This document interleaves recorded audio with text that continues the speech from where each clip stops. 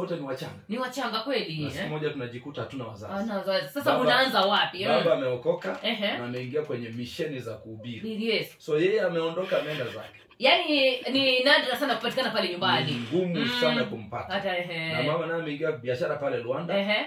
Na anafanya biashara kujaribu. Yes. Lakini siku moja shetani akampiga kichwa akamtoka kabisa siku moja asubuhi na ameenda. Akaenda kiendanga. Na ameenda. Akawaacha hapo. Tukabaki hivi. So mimi naye katika kujipambania hapa na pale nikaingia katika huo mji ama mtaa wa Rwanda. Wa Rwanda. Sasa hapo ni Kataun Yes. Yes. Nimekuwepo tangu nilizaliwa. Miaka mingi yes. Kwa hivyo mahali pale nikajipata nimechukua nafasi ya kuanza kusukuma mkokoteni.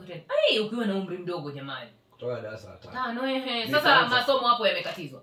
Masomo yapo, maana nilikuwa mpenda masomo. So kwa sababu wakati huo hatukuwa na gharama kubwa ya kulipia fees. Maana ilikuwa ni shilingi 10, 20 hivyo tu kulipia school fees. Haikuwa vitu vingi sana.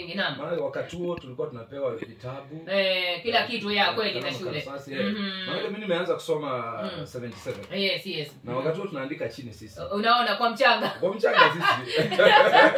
Hao watoto wa saizi ukiwaambia mchanga wanakushangaa. Darasa la nasari darasa la kwanza ni mchanga. na kupiga hesabu ni kuokota tumawe vijiti namna hiyo. Hiyo ndio hesabu sasa. Tukimaliza pale tukiingia darasa la pili ndio tunapewa vitabu nusu. Kitabu kimoja kimekatokatwa. Jamani tunapewa na penseli. Nusu na penseli. Yes. Tumetoka mbali. Ni ukweli. Kwa hivyo mwaka wa 83 mimi najipata kule Rwanda sina wazazi sasa. Unajitegemea. Nimeanza kujitegemea nikiwa na umri mdogo sana. Na katika kujitegemea sio tumeajiriwa. Ninakumbuka kisa kikubwa sana. Naam. Tunasukuma magari ama mikokoteni na tunapewa shilingi 2, shilingi 1. Na kutokea pale jioni unaanza kujikakamua kuokota mahindi yaliyobakia kwenye malori yale ambayo tulikuwa tukibeba. Kuna yale mahindi ambayo humwagika chini. So inabidi ukafanya kazi yako ya haraka alafu uanze kuokota yale mahindi. Ili kwamba ukayasanye kiwango cha kwenda kuyasiaga. Ukapata kaunga. Kadogo angalau upike ugali. Sio unga ya gorogoro anajua kiasi tu ya kudanganya tumbo. Sasa zingine tunafanya collab. Imagine. Tunafanya collab vijana wale tulikuwa pale na hiyo tatizo. Tunashirikiana ili kwamba tukaokote kwa wingi, tukaenda tukasiage pamoja. Alafu sasa ndio tuende tugawane.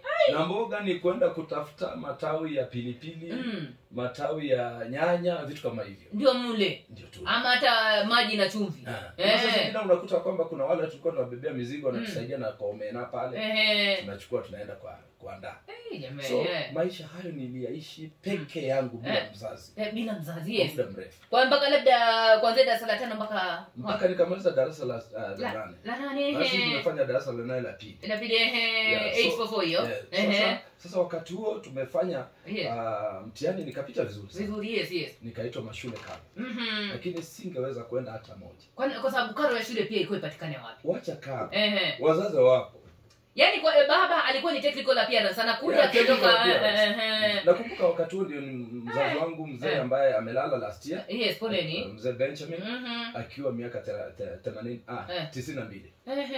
Mungu amempatia umri. Huyo mzee aling'ang'ana kwa njia yote ile aweze kunisomesha akashindwa. Akaja nyumbani akaniambia mtoto wangu.